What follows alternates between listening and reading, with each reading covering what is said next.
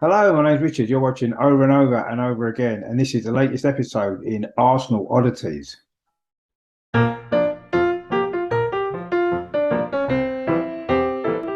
So, what is Arsenal Oddities? Well, it's a new series looking at some of the strange and weird moments from Arsenal's history that maybe haven't been spoken about enough.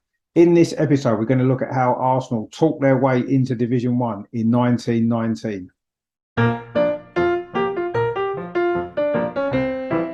So when football resumed following the end of World War One in 1919, the Football League decided they were going to expand Division One from 20 clubs to 22.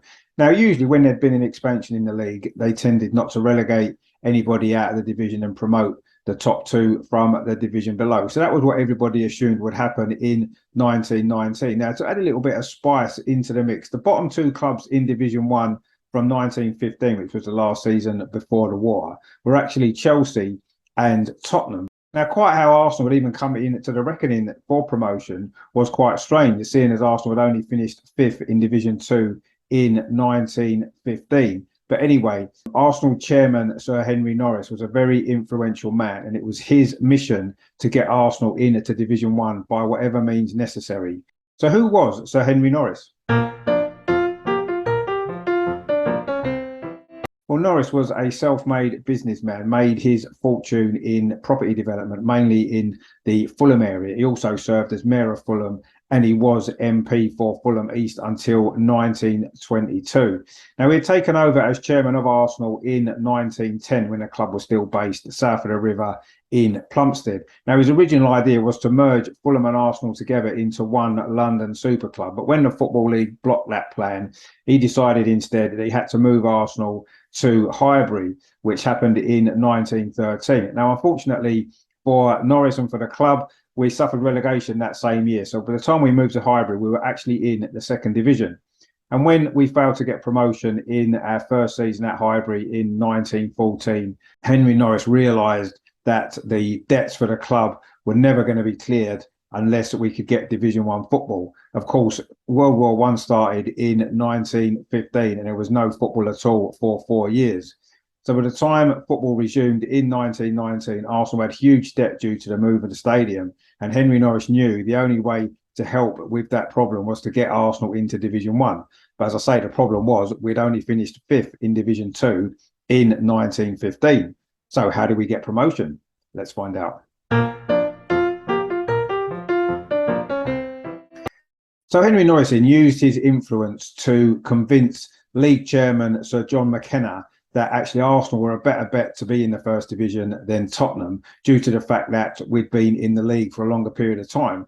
Of course, that wasn't how promotion worked. And in any case, Wolves, who had finished fourth in Division 2, had been in the league a lot longer than Arsenal. However, with the support of the league chairman, John McKenna, Norris was convinced that he could get enough support from the rest of the clubs to get the votes needed to get into Division 1.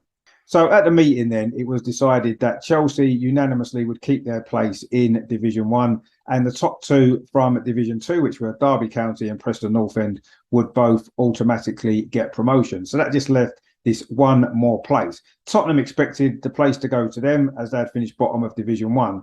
But Henry Norris had managed to get a lot of support from the other league chairman. And when it went to a vote, Arsenal gained 18 votes to Tottenham's 8. So Arsenal got voted in to the first division at the expense of Tottenham. Now, of course, Tottenham were already annoyed with Arsenal for moving in to North London in 1913. And of course, this just added to their anger. A lot of bitterness remained between the two clubs.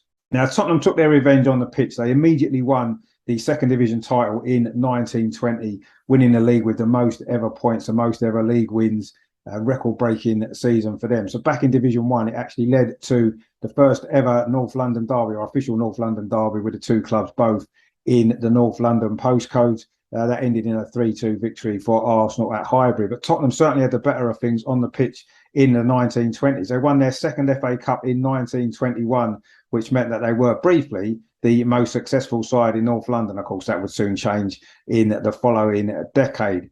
Matches between the sides in that period were very, very vicious affairs. And one game in September 1922 saw 2 players sent off, which was very unusual at the time, 6 in a full season of the league. was a very high number. So 2 in one game was pretty much unheard of. That just shows the bitterness there was between the sides. Just think of Arsenal versus Manchester United in the 1990s with added bitterness. And that's what you'd probably get from these North London derbies in the 1920s. Now, nobody really knows exactly what happened at that meeting, but the fact is Arsenal managed to talk their way into the first division. And of course, we've never been relegated since. It's interesting to speculate what may have happened had Arsenal not won that vote and we'd remained in Division 1 in 1919 with the debt that the club had. It's very possible that the success that we enjoyed in the 1930s and onwards under Herbert Chapman would never have happened, and Arsenal may now not be the club that we are. But these are sometimes the little things in history that make all the difference. And certainly Arsenal winning that vote into the first division in 1919 changed the whole future of this club. So that was the latest episode of Arsenal Oddities, and looking at how Arsenal managed to talk their way into the first division in 1919. Hope you enjoyed this video. If you did, please give it a like.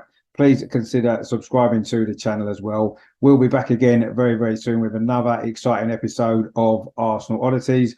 My name is Richard. This is Over and Over and Over Again, and we will see you on the next one.